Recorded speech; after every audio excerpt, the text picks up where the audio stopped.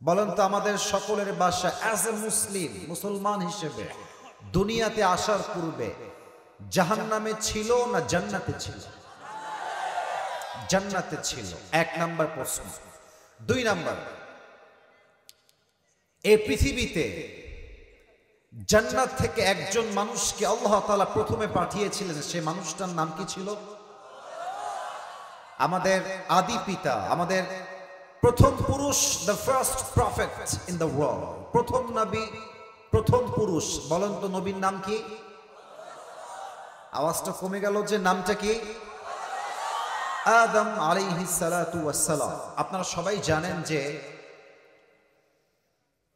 আদম আলাইহিস সালাতু ওয়াস সালাম জান্নাতে একটা নিষিদ্ধ গাছের ফল খেয়েছিলেন, তাই আল্লাহ তাকে জান্নাত থেকে দুনিয়াতে পাঠিয়েছিলেন। তখন থেকেই মানব ইতিহাসের সূচনা শুরু হয়েছে। কিন্তু আল্লাহ তাআলা মানুষকে সৃষ্টি করেই ছেড়ে দেন নাই, বরং মানুষকে গাইডলাইন দেওয়ার জন্য, সঠিক পথের ইনস্ট্রাকশন দেওয়ার জন্য আল্লাহ তাআলা পৃথিবীতে দুইটা জিনিস প্রেরণ করেছেন। Look at my two fingers, দুইটা আঙ্গুল দেখবেন আর কুষ্টিয়ার সাউন্ডে বলবেন আল্লাহ কয়টা জিনিস পাঠিয়েছেন? আর একটু জোরে, কয়টা? আমি নামগুলো বলছি, আপনারা আমার পরে নামগুলো আপনাদের জবান দিয়ে বলবেন। এক হচ্ছে নবী, বলেন সবাই, এক হচ্ছে। দুই হচ্ছে আসমানি কিতাব, দুই হচ্ছে। বলেন তো কুষ্টিয়ার ভাইরা, আসমানি কিতাব মোট কয়টা নাজিল হয়েছে? আর একটু জোরে, কয়টা? সব কিতাব চেঞ্জ হয়ে গেছে, জাস্ট একটা কিতাব from beginning to the last, তখন থেকে নিয়ে আজ অব্দি একটা অক্ষর পরিবর্তন হয় নাই, একটা জবর পরিবর্তন হয় নাই, একটা জের পরিবর্তন হয়। Nothing has changed in this কিতাব। বলেন তো কিতাবটার নাম কি? এটা হচ্ছে সেই কোরআন। এখন একটা আয়াত বলবো, আয়াতের ব্যাখ্যা বলেই মূল তাফসিরে ফিরে যাব। এই কোরআনটা আল্লাহ তাআলা নাজিল করলেন সূরাত আলে ইমরানের 103 নম্বর আয়াত, 4 নম্বর পারার 2 নম্বর পৃষ্ঠা। আল্লাহ তাআলা বলছেন এই কোরআনটার ব্যাপারে, ওয়াতাসিমু বিহাবলিল্লাহি জামিআন ওয়া লা তাফাররাকু, তোমরা আমার দেওয়া রশিকে আঁকড়ে ধরো। এবার কথাটা বুঝতে হবে, এবার জাস্ট বললেই হবে না, you have to know the meaning of it, অর্থ বুঝতে হবে। এটা হচ্ছে একটা কাগজের কিতাব, দেখা যায়? ও ভাই কথা কতই হবে, দেখা যায়? এটা একটা কাগজের কিতাব, এটা আল্লাহর কিতাব, এটা আল্লাহর কালাম। এটা হচ্ছে কাগজ দিয়ে তৈরি কিতাব, বই, বুক। এটা হচ্ছে কিতাব, কিন্তু আল্লাহ এই আয়াতে বলছেন এটা কোনো কিতাব নয়, এটা হচ্ছে একটা রশি। এটা কি আসিফ হুজুরের বাপের কথা না আল্লাহর কথা? বলেন না, কে বলেছে? বলেন না সবাই, কে? এটা কিতাব নয়, এটা একটা রশি। আচ্ছা, রশি কেন বললেন? এটা বোঝার জন্য একটা এক্সাম্পল দিব। মুরব্বী কারা কারা এসেছেন? বেয়াদবি না নিয়ে একটু হাত তুলবেন। মুরব্বী আব্বাজান কারা কারা এসেছেন? কিটা কিটা এসে দেই, মাশাআল্লাহ। আব্বাজান হাত নামান, হাত নামান। মুরব্বীরা অনেকে এসেছেন। আপনারা আমার কথাটা ভালো বুঝবেন এই সাবজেক্টে। এখন তো পানি নেওয়ার জন্য কল এসেছে, ট্যাপ এসেছে, খালি ঘুরাই দিবেন পানি বের হবে, চাপ মারবেন পানি বের হবে। কিন্তু আগে কিন্তু ট্যাপ বা চাপ কল ছিল না, আগে ছিল কুয়া। আগে ছিল কি? কুয়া। আচ্ছা বলেন তো কুষ্টিয়ার ভাইরা, কুয়ার থেকে কেউ যদি পানি তুলতে চায় তার কি কি লাগবে? রশি আর বালতি, দুইটা। এক হচ্ছে রশি, 2 নাম্বার আচ্ছা বালতি। আচ্ছা দেখেন তো, যে আমি কুমারখালীতে এসে রশি দিয়ে পানি তুলতে গিয়েছি কুয়ার থেকে, কিন্তু পা পিছলে কুয়ার ভেতরে পড়ে গেছি। এখন আপনারে লোকজন ধরছে যে আপনারে আসিফ হুজুরে তুলতে হবে। এখন আপনি আমার তুলার জন্য বাঁশ আনবেন, খাম্বা আনবেন না রশি আনবেন? কম দেই ভাই, ভাই কথা কম, কি আনবেন? রশি শুধু আনলেই হবে না, রশির মধ্যে 2টা শর্ত লাগবে। এক, রশি কোনো পচা পাটের রশি হওয়া যাবে না, রশি হওয়া লাগবে মজবুত আর শক্তিশালী রশি, ঠিক কিনা বল? 2 নাম্বার, যেই রশির মাথায় ধরবে তার হাত শক্ত হতে হবে। কারণ তার হাত যদি শিথিল হয়ে যায়, আমি টান দিব, সেও টান দিবে, আমার টানটা ভারী হয়ে যাবে, তার হাত শিথিল হয়ে যাবে না, আমি পড়ে আমার দাঁত না সব ভেঙে যাবে না, ঠিক কিনা বলে? হাত শক্তিশালী হওয়া লাগবে, রশি শক্তিশালী হওয়া লাগবে। And now I'm going to give you the best example of Quran. একদম সবচেয়ে সুন্দর উদাহরণ, এর মতো সুন্দর উদাহরণ আর কিছু হতে পারে না। আগেই পড়েন সুবহানাল্লাহ। আল্লাহ বললেন এইটা একটা রশি। এবার বলেন তো আপনারা, এই রশির মতো শক্তিশালী রশি পৃথিবীতে সেকেন্ড আর কোনো কিছু হতে পারে? সন্দেহ আছে মনে হয়, হতে পারে? আচ্ছা, এই রশির মূল গোড়ায় যার হাত, এটা হচ্ছে আমার রবের কুদরতি হাত। রশিটা হচ্ছে আল্লাহ দিয়েছেন। আল্লাহ বলছে, বান্দা রশি তুমি শক্ত করে ধরো, গোড়ায় আছে আমার হাত। আমার হাতের মতো শক্তিশালী কুদরতি হাত নেতার হতে পারে, আস্তে কোন কিসের জন্য হতে পারে, মন্ত্রীর হতে পারে, কোন দেশের প্রধানমন্ত্রীর হতে পারে। আল্লাহ বলছে, বান্দার রো, এটা আমার রশি, হোল্ড দিস কোরআন, শক্ত করে রশিকে আঁকড়ে ধরো, দলাদলি করতে যেও না। আমকে আওয়ামী লীগ, আমকে বিএনপি, আমকে জামাত ইসলাম, আমকে হেফাজত, আমকে চরমনায়, আমকে সরসিনা, আমকে তাবলীগ, আমকে কওমি, আমকে আলিয়া, আমকে চরমনায়। আমার প্রথম পরিচয় কোনো দল দিয়ে নয়, আমার প্রথম পরিচয় মুসলমান ধরে সন্তান। দলাদলি করতে যেও না, রশিকে তোমরা শক্ত করে ধরো। লাভ কি হবে? জান্নাত ছিল আমার আসল বাড়ি। আমি যখন দুনিয়াতে আসলাম, আমি একটা দুনিয়া নামের কুয়াতে পড়ে গেলাম। আল্লাহ বললেন, বান্দা তোমাকে কুয়ার থেকে তোলার জন্য আমি আল্লাহ কোরআন নামের একটা রশি ফেললাম, শক্ত করে ধরো। আমি আল্লাহ এমন একটা টান দিব, আবার সবাইকে সেই হারানো বাসা জান্নাতে ফিরাই দিব। সুবহানাল্লাহ। সেই কোরআন থেকে আজকে তাফসীর হবে, শুনবেন আপনারা? একটু জোরে কতি হবে, শুনবেন আপনারা? আপনাদের বউ আছে কার কার? হাত তুলেন দিই। বউ আছে কার কার? আছে। আচ্ছা, খুব মজায় আছে আপনারা, হাত নামান। এবার যাদের বউ না তারা একটু হাত তুলে দিই ভাই। হ্যাঁ, এ আমি বিশ্বাস করি না। আমাদের কারো বউ নাই? হ্যাঁ, বাচ্চা তুই হাত নামা, ওর বয়স মাত্র 6, হ্যাঁ হাত তুলছে, আমার বউ নাই। বাবা, তোমার কমপক্ষে আরো 20 বছর ওয়েট করতে হবে। আচ্ছা, হাত নামান। আচ্ছা, আমি দোয়া করে দিচ্ছি রে বাবা, আল্লাহ যাদের বউ নাই সবাইকে দিনদার নেককার বউ দিয়ে দাও। যারা আমিন কয় নাই তারা কেউ বউ পাবে। আর একবার জোরে সোরে ক্ষতি হবে আমিন। আমরা 3টা তাকবীর দিব, তাকবীর শেষ হবে। আমি যে আয়াত তেলাওয়াত করেছি সে আয়াত থেকে তাফসীর করার I will try my best level, আমি চেষ্টা করব ইনশাআল্লাহ। প্রথম তাকবীর দিবেন প্রিয় বিবাহিত ভাইরা। বিবাহিত ভাই যারা আইছেন একটু কাশি দেন দেখি। আওয়াজ হয় নাই। বিবাহিত ভাইরা আপনারা আমার পক্ষের লোক, প্লিজ একটু কাশি দেন আর একবার। আমি দেখতে চাই নাম্বার কে বেশি পায়। বিবাহিত ভাইরা তাকবীর দিবেন, সিঙ্গেলরা চুপচাপ থাকবেন। বিবাহিত ভাইরা লিল্লাহি তাকবীর। মুরব্বিরা লাভ দিয়ে উঠছে। আচ্ছা, আপনাদেরকে আমি নাম্বার দিলাম 70 নাম্বার দিলাম। It's time for the married people. No, it's not time for the married people. It's time for the single people. Single একটা কাশি দাও। দেখা যাক কারা নাম্বার বেশি পায়। বিবাহিত ভাইরা চুপ থাকবেন, সিঙ্গেলরা তাকবীর দিবে। লিল্লাহি তাকবীর। বিবাহিত ভাইরা আমার মাফ করে দিও। আজকে আমার সিঙ্গেল ভাইরা 90 নাম্বার পেয়ে পাস করেছে, ঠিক কিনা বলেন? আচ্ছা, এবার কোনো ভাগাভাগি নাই, এবার সবাই মিলে তাকবীর দিবেন। সবাই একটা কাশি দেন, আর একটু নড়ে সরে বসেন। লিল্লাহি তাকবীর। আল কোরআনের আলো, আল হাদিসের আলো, কোরআন হাদিস যেখানে, আলেম ওলামা যেখানে, কুষ্টিয়াবাসী যেখানে, আল্লাহ যেন কবুল করে। পড়েন সবাই আমিন।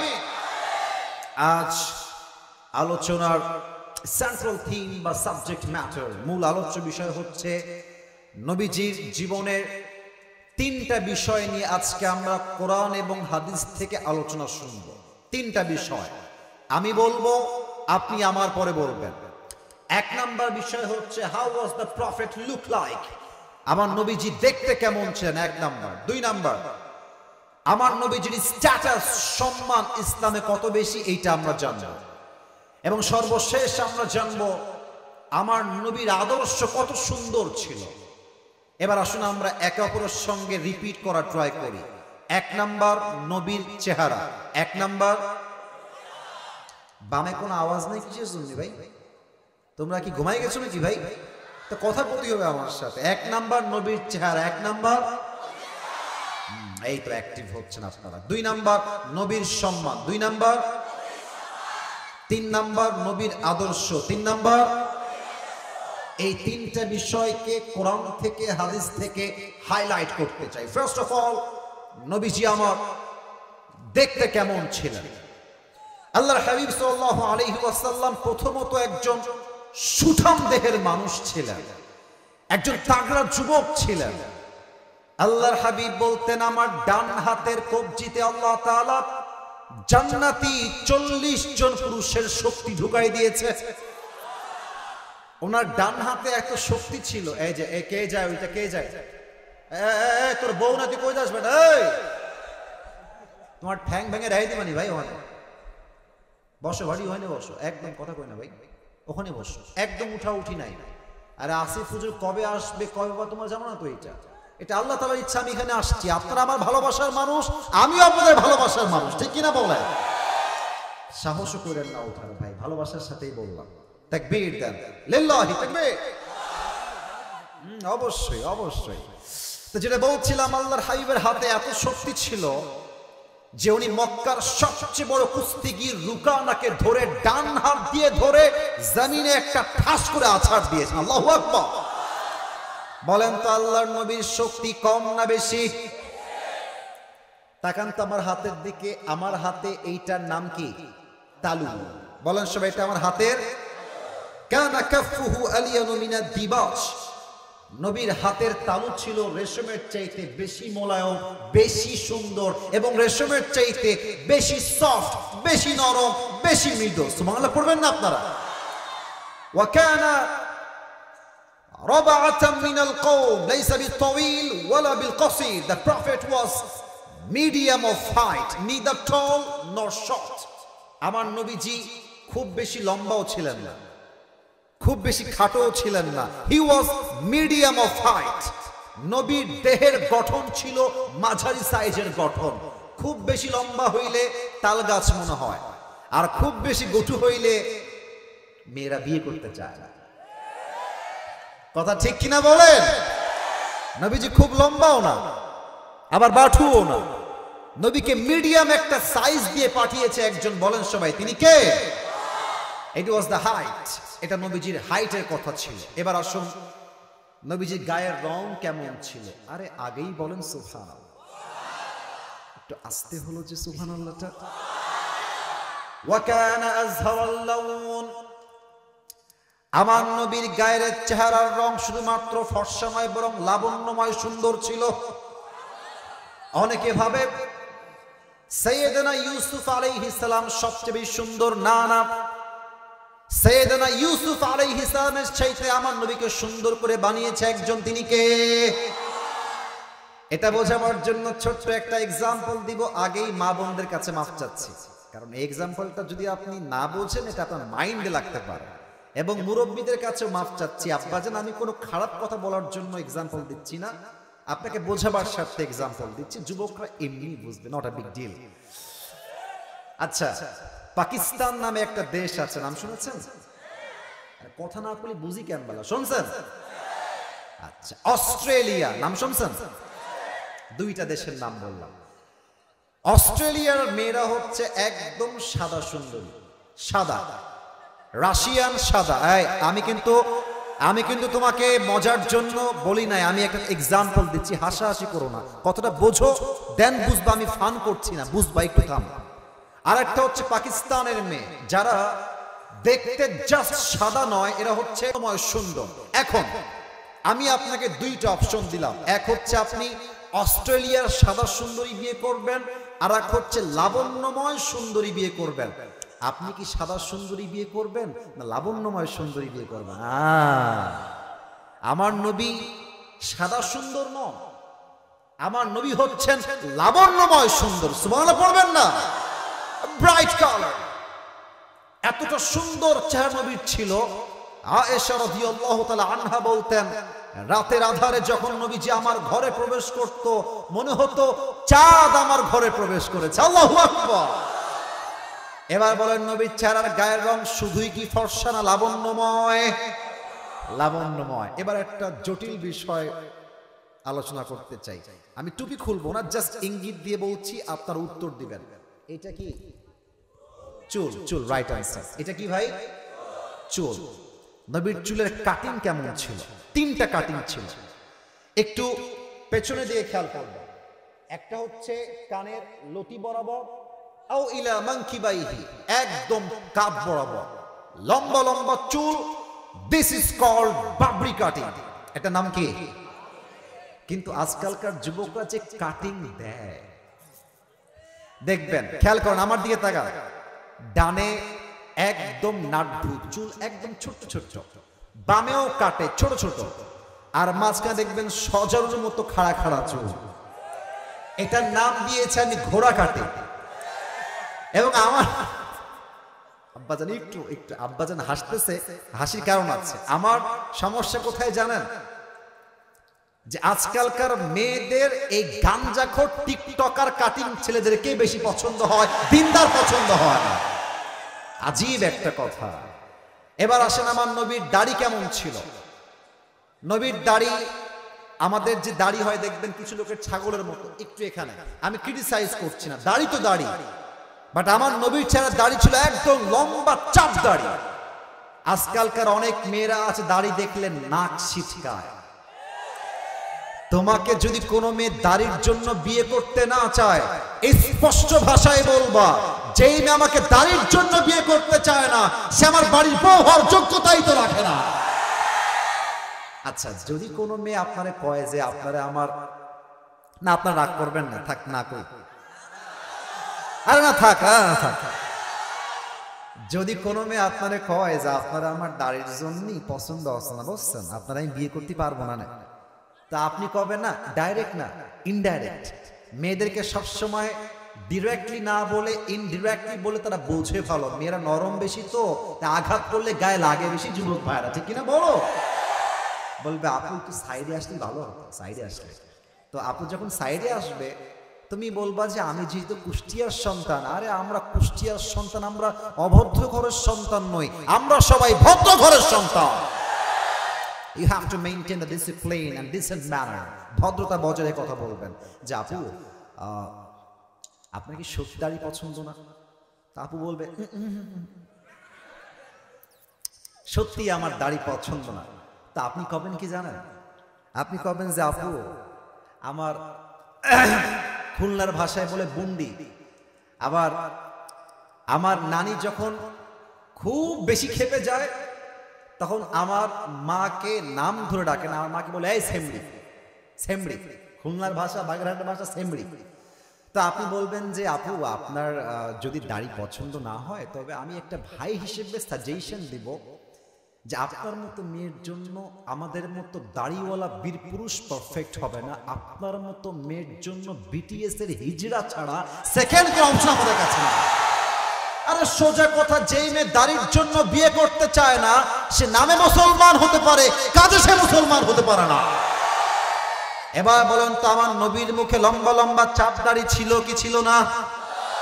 আমার নবীর মতো সুন্দর এই তল্লাটে দ্বিতীয় আর কেউ কি হতে পারে? চাঁদের চেয়ে সুন্দর তুমি, নবী আমার কামলিওয়ালা, দো জাহানের বাদশাহ তুমি, প্যারা নবী সাল্লে আলা। দো জাহানের বাদশাহ তুমি, প্যারা নবী সাল্লে আলা। চাঁদের চেয়ে সুন্দর তুমি, নবী আমার কামলিওয়ালা। সুবহানাল্লাহ পড়বেন না? আমার প্রিয় কুষ্টিয়ার কুমারখালীর ভাইরা, যা হাদিস বললাম জাস্ট শর্টকাটে বললাম, time is too short. Just একটা উত্তর দেন, আমার নবীর চেহারা সাধারণ না অসাধারণ? আমার নবীর চেহারা কি অনেক সুন্দর না অনেক বেশি সুন্দর? সেই নবীর উম্মত হতে পেরে আমরা সবাই খুশি না বেজার? সবাই একবার জবান খুলে পড়েন আলহামদুলিল্লাহ। এক নাম্বার শেষ, সবাই একটা এবার কাশি দিয়ে একটু গ্যাপ দেন, সবাই একটা কাশি দেন। 1 থেকে 3 গুনবো, নীরবতা পালন করবেন। 1, কে কে কথা বলে? কে না, তোমরা কথা বলো না। ভালোবাসার জায়গায় ভালোবাসা, আদবের জায়গায় আদব, ঠিক আছে? সবসময় মজা দিয়ে কাজ হয় না, মাঝে মাঝে সিরিয়াস হওয়া লাগে। আমি বলি 1 থেকে 3 গুনছি, মেজাজটাকে ঠান্ডা করেন। কারণ কি জানেন, আমি যখন 10টা 25-এ এই আপনাদের গেটের কাছে আসছি, তখন থেকে দেখছি আদায় হচ্ছে, এবং আমি যখন এখানে আসলাম তখনও আদায় হচ্ছিল। সবচেয়ে অবাক করা বিষয় হচ্ছে 1.5 ঘন্টা আদায় করার পরে যে আপনারা বসে ওয়াজ শুনছেন, এর মতো সৌভাগ্যতা আর কি হতে পারে যুবক ভাই? এটা প্রমাণ করছে কুষ্টিয়ার মানুষ আসলে কোরআনকে কলিজার থেকে ভালোবাসে। এটা অসম্ভব। ধৈর্যের কি পরিচয় বলে ভাই? আল্লাহ আপনাদেরকে কবুল করুক, করেন সবাই আমিন। 1 থেকে 3 গুনছি, স্টপ থাকেন, ব্রেইনকে স্থির করেন। 1, 2, 3, তাকবীর দেন, লিল্লাহি তাকবীর। The second subject was, what is the status of last messenger Muhammad sallallahu alaihi wasallam? নবীর সম্মান কম না বেশি? আরেকটু জোরে, কম না বেশি? আচ্ছা, আমি যদি আপনাদেরকে প্রশ্ন করি যে কুষ্টিয়ার ভাই, আমার কম দেখি যে আপনার জীবনের সবচেয়ে বড় নিয়ামত কি? আপনি বলবেন যে হুজুর, আমার জীবনের সবচেয়ে বড় নিয়ামত হচ্ছে আমার মা। অনেকে বলবেন আমার জীবনের সবচেয়ে বড় নিয়ামত হচ্ছে আমার বাবা। অনেকে বলবেন আমার জীবনের সবচেয়ে বড় নিয়ামত হচ্ছে আমার 2টা চোখ। এই 2 চোখ দিয়ে I can see everything in the world. এই চোখ দিয়ে আমি দুনিয়ার সবকিছু দেখি, মাকে দেখি, বাবাকে দেখি, দুনিয়া দেখি, আমার ওয়াইফকে দেখি, বোনকে দেখি, ভাইকে দেখি, আমি সবাইকে এই চোখ দিয়ে দেখি। চোখ নাই, আমার কিছুই নেই। অনেকে বলবে আমার হাত আমার জীবনের সবচেয়ে বড় নিয়ামত। এই হাত দিয়ে আমি কঠোর পরিশ্রম করি, এই হাত দিয়ে কামাই করলে আমার পরিবার চলে, ঠিক কিনা বলে? একটা মারাত্মক কথা বলি আপনাদের সবাইকে, মাথায় রাখবেন, আজীবনের জন্য লিখে রাখবেন কলিজার ভেতরে। বান্দাকে আল্লাহ যত নিয়ামত দিয়েছে, বান্দা সারাটা জীবন লেখা শুরু করলো, আল্লাহ নিয়ামত গুণে কখনো শেষ করতে পারবে না।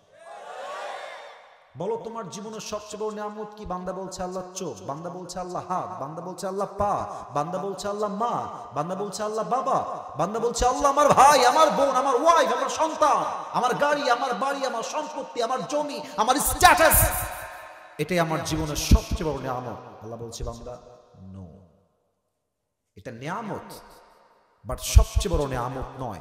সবচেয়ে বড় নিয়ামত কি? এটা আল্লাহ কোরআনে বলেছেন। 4 নম্বর পারা, 10 নম্বর পৃষ্ঠা, সূরা আলে ইমরানের 164 নম্বর আয়াত। আল্লাহ রাব্বুল আলামিন বলছেন, বান্দা শোনো শোনো, লাকাদ মান্নাল্লাহু আলাল মুমিনিনা ইয বাআসা ফীহিম রাসূলা।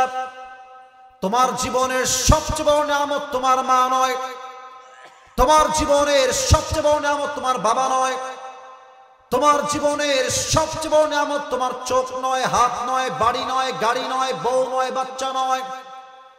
এবার বান্দা ডাক দিয়ে বলছে, আল্লাহ আমার জীবনের সবচেয়ে বড় নিয়ামত কি? আপনি বলে দেন।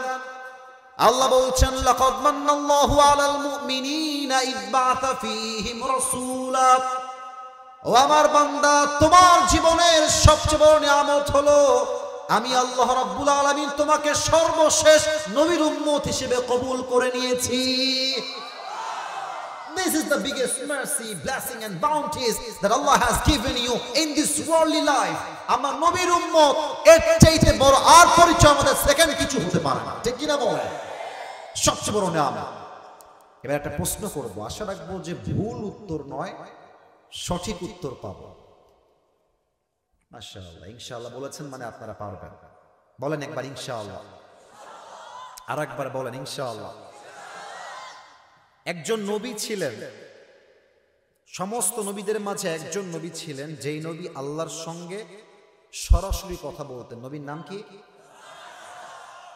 I got the right answer. মুসা আলাইহিস সালাতু ওয়াস সালাম। আচ্ছা, উনি যে পাহাড়ে কথা বলতেন সেই পাহাড়টার নাম কে বলতে পারে? তুর পাহাড়। ছোট পাহাড় না বড় পাহাড়? আরে মিয়া, বিশাল বড় পাহাড়। একদিন মুসা আলাইহিস সালাম পাহাড়ে আসছে আল্লাহর সঙ্গে কথা বলার জন্য, কিন্তু আসার পরে চুপচাপ বসে আছে। আল্লাহ বলছে, মুসা কথা বলো না কেন, কথা বলো। মুসা বলছে, আল্লাহ, মুসা আলাইহিস সালাতু ওয়াস সালাম, আল্লাহ আজকে একটা প্রশ্ন করতে চাই। আল্লাহ বলছে, কি প্রশ্ন বলো? আচ্ছা আল্লাহ, এই যে আমি তোমার সঙ্গে কথা বলি, মাঝে কোনো দেওয়াল বা পর্দা আছে? আল্লাহ বলছেন, নো, সরাসরি কথা বলো, কোনো পর্দা দেওয়াল কিছু নাই। আচ্ছা আল্লাহ, আমি তো তোমার সঙ্গে কথা বলি সরাসরি। আচ্ছা আল্লাহ, এমন কোন নবী কি আগামীতে আসবে যেই নবী ঠিক আমার মতো কথা বলতে পারবে তোমার সাথে? আল্লাহ বললেন, মুসা তুমি তো খুব জটিল প্রশ্ন করেছো, তবে আল্লাহর কাছে কোন প্রশ্ন কি জটিল হতে পারে? সবকিছু জানার মালিক একজন, বলেন সবাই তিনি কে? আল্লাহ বলছে, মুসা তাহলে আমার থেকে উত্তর জেনে না, উত্তরটা কি হবে? হে মুসা, তুমি যখন চাও আমার সাথে কথা বলতে পারো না, আমি চাইলে তুমি কথা বলো। বাট তোমার পরে একজন নবী আসবেন, ইসমুহু মুহাম্মদ সাল্লাল্লাহু আলাইহি ওয়াসাল্লাম, তিনি হবেন শেষ নবী। হে মুসা, তুমি চাইলেই আমার সঙ্গে কথা বলতে পারো না, আমি চাইলে কথা বলো। বার সেই নবীর উম্মতের মর্যাদা, স্ট্যাটাস, সম্মান এতটা হাই হবে, তাদের যখন মন চায়, যেভাবে মন চায়, যেখান থেকে মনে চায়, আমার ইচ্ছা হোক কিংবা না হোক, এটা কোনো ব্যাপারই নয়। তারা যখন চাইবে তখনই আমি আল্লাহর সঙ্গে দেওয়াল ছাড়াই কথা বলতে পারবে। কেমনে বলবে? আল্লাহর হাবিব বলেছেন, বান্দা যখন কোরআন তেলাওয়াত করে নামাজের মধ্যে, একটু খেয়াল করবেন, আল্লাহু আকবার, সুবহানাক আল্লাহুম্মা ওয়া বিহামদিকা ওয়া তাবারাকা ইসমুকা ওয়া তাআলা জাদ্দুকা ওয়া লা ইলাহা গায়রুক, সানা শেষ। এবার বান্দা তেলাওয়াত করছে, আলহামদুলিল্লাহি রাব্বিল আলামিন আর রহমানির রহিম মালিক ইয়াউমিদ্দিন। আল্লাহর হাবিব বলছেন, বান্দা যখন সূরা ফাতিহা তেলাওয়াত করে, আল্লাহ বলছে, বান্দা আমার সঙ্গে সরাসরি কথা বলা শুরু করে দিল। এবং এটা কেমন? আল্লাহ চাক কিংবা না চাক, ডাজন্ট ম্যাটার। আপনার যখন মন চায়, যেভাবে মন চায় আপনি কোরআন তেলাওয়াত করবেন, মানে আপনি আল্লাহর সঙ্গে উইথাউট এনি ভায়া, উইথাউট এনি মিডিয়া, কোনো দেওয়াল ছাড়া, মিডিয়া ছাড়া বান্দা যখন কোরআন তেলাওয়াত করে, বান্দা সরাসরি আল্লাহর সঙ্গে কথা বলতে শুরু করে দেয়। সুবহানাল্লাহ। এটা নবীর উম্মতের সম্মান, স্ট্যাটাস, মর্যাদা। আর একটা ছোট্ট হাদিস বলতে চাই, তবে চারটা প্রশ্ন করবো এবার, চারটা প্রশ্ন। আমি কাউকে বাধাবার জন্য প্রশ্ন করছি না, প্লিজ মাইন্ড করবেন না। আমি চাই আপনারা অ্যাক্টিভ থাকেন। বলেন তো, নবীজির বাবার নাম কি ছিল? এই যে কথা আস্তে করছেন কিসের জন্য? একটু জোরে করতে হবে। নাম কি ছিল ভাই? আব্দুল্লাহ। এবার কম দিয়ে আমার নবীর মায়ের নাম কি ছিল? এবার কম দিয়ে আমার নবীর দাদার নাম কি ছিল? একটু জোরে বলেন, প্যাচ খাবেন না। আমার নবীর চাচার নাম কি ছিল? আবু তালেব। এবার একটু জোরে বলেন, চাচার নাম কি ছিল? আচ্ছা, নবীজির বয়স অন এন অ্যাভারেজ 8 থেকে 9 হবে। 8 থেকে নবীজি বসে আছে, চাচা আবু তালেব আসছে, এসে বলছে, ভাতিজা মুহাম্মদ, আমি কিন্তু জানি তুমি কোনো সাধারণ মানুষ নও। সুবহানাল্লাহ। আরেকবার বলছি, একটু বুঝে না। চাচা ভাতিজাকে এসে কি বলছে? চাচা, ও ভাতিজা, আমি জানি তুমি আমার ভাতিজা হতে পারো, বাট তুমি কোনো সাধারণ মানুষ নও, তুমি একজন অসাধারণ মানুষ। সুবহানাল্লাহ।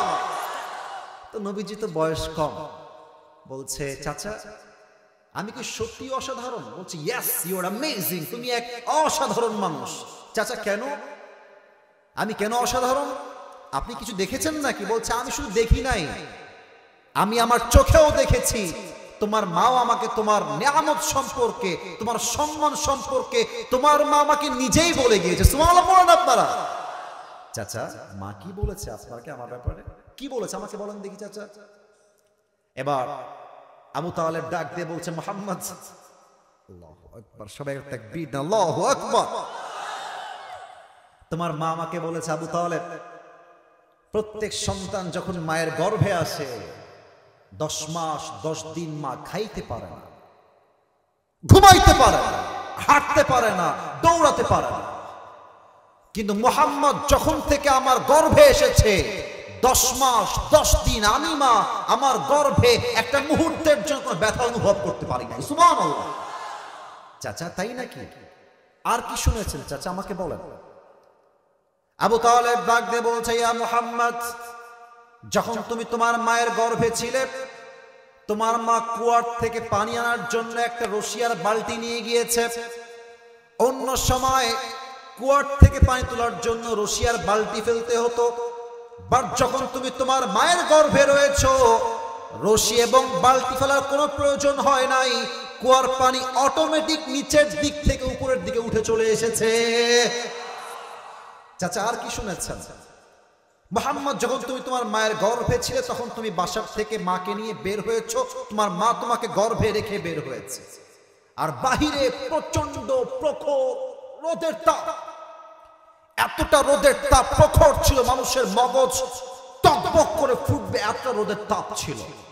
বাট যখন তোমার মা বাহিরে বের হয়েছে তোমার মা দেখছে বাহিরে বের হওয়ার সাথে সাথেই রোদের তাপ কমে গিয়েছে এবং একটা ছায়া এসে, একটা বেগ এসে তোমার মায়ের মাথার উপরে ছায়া হয়ে দাঁড়িয়ে গিয়েছে। সুবহানাল্লাহ। চাচা আর কি শুনেছেন? আচ্ছা, এই গ্রামটার নাম কি একটু বলবেন? এনায়েতপুর, তাই না? আর থানা হচ্ছে কুমারখালী। আপনারা গ্রামের মানুষ, আমিও গ্রামের ছেলে। আপনারা দেখবেন যে গ্রামে গঞ্জে যেই বাড়িতে যেই ঘরে বাচ্চা জন্ম নেয়, কথা কি বোঝা যায় ভাই? কথা না বলি বুঝি কেন বলা, বোঝা যায় ভাই?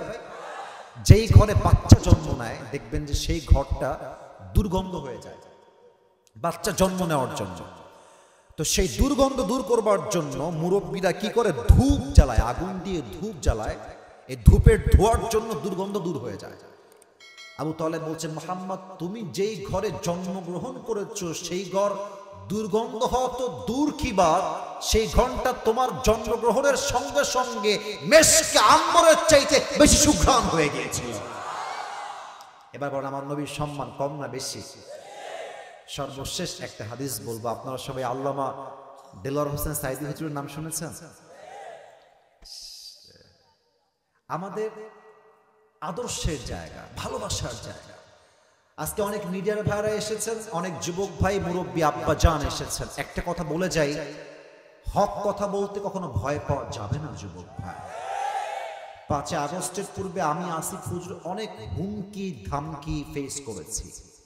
আমাকে হত্যার হুমকি পর্যন্ত দেওয়া হয়েছে, গ্রেফতার, গুম, জেল, অনেক হুমকি অনেক ভাবেই পেয়েছি। তাই মাথায় রাখবেন, রাখে আল্লাহ, মারে কে? মারে আল্লাহ। আপনি একবার ভেবে দেখেন তো, সাইদি হুজুর যেভাবে তাফসীর করতেন, আমাদেরকে তো যুবকরা অনেক বেশি ভালোবাসে এবং যাদের বয়স 18 থেকে নিয়ে 25 কিংবা 30 তারা আমাদেরকে একটু বেশি ভালোবাসে। বাট মুরব্বীরা আমাদের কথা বুঝতে একটু একটু সমস্যা বোধ করে। বাট সাইদি হুজুর এমন একজন মানুষ, তিনি কথা বললে একটা ছোট ছোট বাচ্চা থেকে শুরু করে নিয়ে একজন 80 বছরের মুরব্বী পর্যন্ত চাতক পাখির মতো বসে বসে ওয়াজ শুনত। এই মানুষটাকে মিথ্যা রাজাকারের ট্যাগ দিয়ে জেলখানায় নিয়ে নির্বিচারে তাকে হত্যা করা হয়েছে যুবক ভাই। এবং ডক্টর ইউনূস সাহেবকে ধন্যবাদ জানাই, তিনি অনেক অনেক বিষয়কে চেঞ্জ করেছেন। আমাদের পক্ষ থেকে দাবি একটা, আমরা স্পষ্ট ভাষায় বলতে চাই, এই বাংলার মাটিতে সাইদি হুজুরকে যারা নির্বিচারে ইনজেকশন পুশ করে হত্যা করেছে, এদের বিচার না হওয়া পর্যন্ত বাংলার মুসলমান দীর্ঘশ্বাস, শান্তির শ্বাস ফেলতে পারবে না। ঠিক কিনা বলেন? সেদিন বাসায় বসেছিলাম, হঠাৎ করে একটা ওয়াজ আসলো সাইদি হুজুরের 15 বছর আগে। কত বছর? 15 বছর। এখন কত সাল চলছে? 25 সাল, তাই না? 15 বছর বললে কত সাল হবে ওইটা? কিন্তু ওয়াজ যখন শুনতেছি মনে হচ্ছে মানুষটা 2025 সালে বসে বসে ওয়াজ করতেছে, এত সুন্দর ভাষা। মানুষটা স্মার্ট ছিল, কথার মধ্যে একটা ভাইব ছিল আলাদা। কিন্তু উনি বলতেন, আমাকে যতই বন্দি করো, যতই আমাকে বন্দি করে রাখো না কেন, আমাকে তোমরা বন্দি করে রাখতে পারো, বাট আমি একা সাইদি নই, হাজার সাইদি বাংলা মাটিতে জন্ম নিয়ে নেবে যুবক ভাই। আমাদের ডক্টর মিজানুর রহমান আজহারী হুজুর আমাদের প্রমাণ। আপনি কয়টাকে আটকাবেন? আপনাদের কুষ্টিয়া আসেন আমিন হামজা হুজুর আমাদের প্রমাণ। কয়টা প্রমাণ লাগবে আপনার? মিয়া, ইসলামকে রুখে দেওয়া যায় না। ইউরিদুনা লিইউতফিউ নূরাল্লাহি বিআফওয়াহিহিম ওয়াল্লাহু মুতিম্মু নূরিহি ওয়ালাউ কারিহাল কাফিরুন। কাফেররা চায় ইসলামের আলোকে ফু দিয়ে নিভিয়ে দিবে, কিন্তু ইসলামটা হচ্ছে চারা বীজের মতো। আপনি চারা বীজকে যত বেশি গাঁথতে যাবেন, ওইটা তত বেশি ফুলে ফেপে উঠতে থাকবে। ইসলামকে যারা যত দমন করতে চাইবে, ইসলাম গোটা বিশ্বে তত বেশি ছড়িয়ে যাবে, কিনা বলে? অতএব আমি যে হাদিসটা বলবো, সে হাদিসটা আমি মূলত নিজে পড়ার পূর্বে আমি সাইদি হুজুরের থেকে শুনেছিলাম। আল্লাহ ওনাকে জান্নাত নসিব করুক, পড়েন সবাই আমিন। একটু টাইট করলে হবে, ধাক্কা লেগে একটু ঢিলা হয়ে গেছে। সবাই তাকবীর দেন, লিল্লাহি তাকবীর। নবী এমন একজন নবী আমাদের, যেই নবী মৃত্যুবরণ করার সময়ও সম্মান পেয়েছে। সুবহানাল্লাহ পড়বেন না? নবীজি যেই দিন ইন্তেকাল করবেন, ইন্তেকালের দিনে নবীর গায়ে প্রচন্ড পরিমাণ জ্বর। এত জ্বর হয়েছে, নবীর হাত লাল হয়ে গিয়েছে, চেহারার চোখ লাল হয়ে গিয়ে জ্বরের যন্ত্রণায়। যেদিন ইন্তেকাল করবেন, ইন্তেকালের দিনে ফজরের নামাজের পরে জিবরাইল আলাইহিস সালাতু ওয়াস সালাম আসছেন। এসে ডাক দিয়ে বলছেন, ইয়া রাসূলুল্লাহ, ইয়া হাবিবাল্লাহ, আপনি কেমন আছেন? আল্লাহ আমাকে আপনার কাছে পাঠিয়েছে, আপনি কেমন আছেন? আল্লাহর হাবিব বলছেন, গায়ে প্রচন্ড জ্বর। তবুও তিনি বলছেন, জিবরাইল, আল্লাহর রহমতে আমি অনেক ভালো আছি। সুবহানাল্লাহ পড়বেন না আপনারা সবাই? আর আমাদেরকে কেউ জিজ্ঞেস করলে আমরা কি বলি? আর বলেন না ভাই, আমার জীবনে যেই পরিমাণ কষ্ট, বউ ভালো না, সন্তান ভালো না, বাচ্চা ভালো না, কেউ ভালো না, অভিযোগের শেষ নাই। আর নবীকে বলছে, নবী কেমন আছেন? নবী সব ভুলে গিয়ে বলছে, আলহামদুলিল্লাহ ভালো আছি। সুবহানাল্লাহ পড়ে। এবার জিবরাইল বলছে, ইয়া রাসূলুল্লাহ, ইয়া হাবিবাল্লাহ, আমি তো আজকে একা আসি নাই, একজন মেহমান আমার সঙ্গে আসছে। আমার কথা কি বোঝা যায় নাকি যায় না? কথা কোন বোঝা যাচ্ছে ভাই? কে আসছে? মেহমান। বলেন সবাই, কে আসছে? নবীজি বলছে, মেহমান আসছে, কিন্তু দাঁড়ায় আছে কোনো, নিয়ে আসো। মেহমান কে এটা? জিবরাইল বলছে, ইসমুহু মালাকুল মউত, আজকে মালাকুল মউত আপনার কাছে আসছে। নবী, আমি কি নিয়ে আসবো? বলছে, আরে নিয়ে আসো, যাও। মালাকুল মউত প্রবেশ করেছে। প্রবেশ করেই প্রথমে নবীর শিওরের ডান পাশে দাঁড়িয়েছে, দাঁড়িয়ে বলছে, আসসালামু আলাইকা ইয়া রাহমাতাল লিল আলামিন। নবী, আপনাকে সালাম। হে রাসূল, ইয়া রাসূলুল্লাহ, ইয়া হাবিবাল্লাহ, আদম থেকে নিয়ে ঈসা পর্যন্ত যত নবী এসেছে, প্রত্যেকটা নবীর রূহ আমি মালাকুল মউত কবজ করেছি। প্রত্যেকটা সাহাবী, প্রত্যেকটা আল্লাহওয়ালা, প্রত্যেকটা প্রফেট, নবী, সবার রূহ আমি কবজ করেছি। But you are the first man, আপনি প্রথম মানুষ যার কাছে এসে আমি মালাকুল মউত প্রথমে সালাম পেশ করেছি। আল্লাহর হাবিব বলছেন, মালাকুল মউত কি ব্যাপার, তুমি আমার কাছে কেন আসছো, কি কাজ? মালাকুল মউত বলছে, হে আল্লাহর হাবিব, আমি তো আর এমনি এমনি আসি নাই, আমাকে পাঠিয়েছে একজন। বলেন সবাই, তিনি কে? হাদিসটা খুব মনোযোগ দিয়ে শুনবেন, এই ঘটনা আপনাকে বুঝাই দিবে আমার নবীর সম্মানটা দুনিয়াতেই শেষ নয়, বরং আমার নবীর সম্মানকে আল্লাহ আকাশ বাতাস ছাপিয়ে, সাত আকাশ কাঁপিয়ে আল্লাহর হাবিবের সম্মানকে তিনি আরশ পর্যন্ত পৌঁছে দিয়েছেন, ঠিক কিনা বলে? ও, কেন পাঠিয়েছে আল্লাহ? কি ব্যাপার, কি চাই? আল্লাহর হাবিব, আপনি জানেন যে আমার কাজ একটাই, আমি রূহ কবজ করি সবার।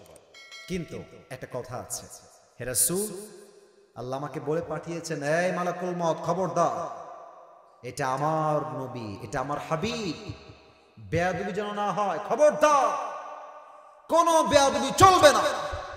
নবীর কাছে গিয়ে আগে জিজ্ঞেস করবা যে নবী হে আপনি কি যেতে চান নাকি চান না?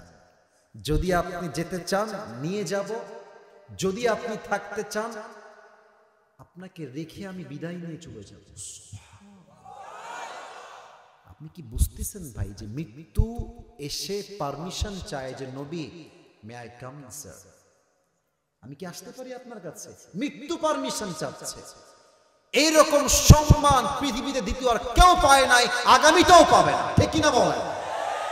আচ্ছা একটা এক্সাম্পল দেই এখান থেকে। ভাই আপনার নাম কি? সুমন হোসেন। পেছনে ভাই আপনার নাম কি ভাই জান? লুৎফর রহমান আর সুমন হোসেন একসঙ্গে বসে আছে, আর পেছনে আরো 8 জন বসে আছে। মনে করেন এনায়তপুরের গ্রামের 10 জন যুবক এরা প্ল্যান করেছে 2 দিন পরে ঈদ উপলক্ষে আমরা যাব কক্সবাজার ট্যুরে। কোন বাজার? কথা না বলি বুঝি কেন বেলা, কোন বাজার? কক্সবাজার। খেয়াল করবেন আমি হাদিসটা বোঝাবার জন্য এই উদাহরণটা দিচ্ছি। তো ওদিকে 8 জন, এদিকে 2 জন। লুৎফর রহমান ওর বন্ধু, খুবই ক্লোজ ফ্রেন্ড। তো যখন কক্সবাজারের কথা উঠেছে তখন লুৎফর রহমান বলছে কিরে বন্ধু যাবি? তুই যাবি নাকি? তো যখন বেস্ট ফ্রেন্ড বলছে আমি যাব, আর এক বন্ধু বলছে আমিও যাব, আমিও যাব। কারণ বন্ধু যা বলে বন্ধু তা শুনতে বাধ্য হয়, ঠিক কিনা বলেন? তো দেখেন মালাকুল মউত বলছে আপনাকে আমি নেওয়ার জন্য আসছি, আপনি কি যাবেন কিনা? আমার চোখ দেখবেন, হাদিসটা বোঝার জন্য আমার চোখের ইঙ্গিত ফলো করবেন। তো আল্লাহ রাসূল ডান কাত হয়ে শুয়েছিলেন, চোখটা তিনি তুললেন জিবরাইলের দিকে। মালাকুল মউত দিকে তাকাইছিলেন, জাস্ট চোখটা তুলে এবার জিবরাইলের দিকে। জিবরাইল এই কথা বলে কি ওখানে? এই বাবুরা আওয়াজ করো না বাবুরা, আমরা শেষের দিকে আছি, মেহেরবানি করে please keep quiet, keep silent, don't make any noise, কোনো আওয়াজ চাই না। জিবরাইল তুমি কি বলো, আমি কি থাকবো না যাব? জিবরাইল বলছে হে আল্লাহর রাসূল আমাকে জিজ্ঞেস করলে আমি একটা কথাই বলবো যে আল্লাহ আপনাকে দেখার জন্য আরশে আজিমে অপেক্ষায় বসে রয়েছে, আপনি গেলেই ভালো হয়। এবার আল্লাহর হাবিব বলছেন ওকে বুঝে গেছি, আমার সময় শেষ, একটু আমাকে সময় দাও, জাস্ট গিভ মি 2 মিনিটস, একটু সময়। আল্লাহর হাবিব ডাক দিয়ে বলছেন আইনা আয়েশা, আমার বউ আয়েশা কোথায়? দৌড় দিয়ে আমার কাছে আসে। আয়েশা ডাক শুনে দৌড় দিয়ে আসছে, হে আল্লাহর রাসূল কি হয়েছে আমাকে বলো, কি হয়েছে আমাকে বলো। বলছে আয়েশা তোমাকে যে আমি কয়েক টুকরা স্বর্ণ দিয়েছিলাম, গোল্ড, স্বর্ণগুলো কোথায়? বলছে যত্ন করে রেখে দিয়েছি। কি করবো আপনি বলেন? বলছে এখনই যাও সবগুলো গোল্ডের টুকরা আল্লাহর রাস্তায় দান করে দিবা। থাক না একটু, থাক না একটু, পরে দান করি, পরে দান করি, থাক না, কাজে দিবে, ফাতেমার কাজে দিবে, আমার কাজে দিবে। আল্লাহ রাসূল খেপে গিয়েছেন, খবরদার এক টুকরা স্বর্ণ আমার বাসায় রাখবা না। আয়েশা বলছেন নবী হে কেন, একটু জানতে পারি কেন, কারণটা কি? নবীজি বলছেন আয়েশা আমি যখন পৃথিবীর থেকে গিয়ে আল্লাহর সঙ্গে সাক্ষাৎ করব, আমি আল্লাহকে বলবো আল্লাহ গিয়েছিলাম খালি হাতে, এসেছিও খালি হাতে, দুনিয়াতে তোমাকে ছাড়া আমি আর কাউকে ছেড়ে আসি নাই, কিছু নয় আমার কাছে, সব দান করা হয়ে গেল। এবার মালাকুল মউত আসছে রূহ কবজ করবার জন্য। রূহ যখন কবজ করবে আল্লাহ রাসূল জীবনের শেষ মুহূর্তে জাস্ট 2টা শব্দ উচ্চারণ করে, এক হচ্ছে আসসালাত, আসসালাত, আসসালাত ওয়া মা মালাকাত আইমানুকুম, হে আমার উম্মতেরা জীবনের সব ছেড়ে দিও, নামাজ ছেড়ে দিও না, নামাজ ছেড়ে দিও না। ওয়া মা মালাকাত আইমানুকুম, তোমরা তোমাদের কাজের লোকের সঙ্গে বাজে ব্যবহার করো না। আজকালকার যুবকেরা জাস্ট জুমার দিন জুমার নামাজ পড়তে আসে শেষ কাতারে, আর বাদ বাকি দিন বেশিরভাগ যুবকদেরকে 5 ওয়াক্ত নামাজে হারিকেন দিয়েও খুঁজে পাওয়া যায় না, ঠিক কিনা বলেন? আল্লাহ রাসূলের জীবনের শেষ মুহূর্তে মালাকুল মউত পারমিশন চায় যে হে রাসূল আমি কি আসবো নাকি আসবো না। এই নবীর সম্মান এতটা বেশি, এই নবীর আদর্শ যে মানবে আল্লাহ তার জন্য দুনিয়াতেই জান্নাতের ফয়সালা করে দিবে। সুবহানাল্লাহ পড়েন। প্রিয় ভাইরা রাত এখন 12:30 বেজে গিয়েছে, লাস্ট সাবজেক্টটা কি বলা যাবে নাকি যাবে না? আওয়াজটা একটু কম পেলাম, বলা যাবে নাকি যাবে না? কমিটির ভাইদেরকে আমাদের ফর্ম দেওয়া আছে যে 1 ঘন্টা ওয়াজ, সব জায়গাতে 1 ঘন্টায় ওয়াজ করি, সব জায়গায় সেম নিয়ম। তবে আসলে কি জানেন, সব জায়গা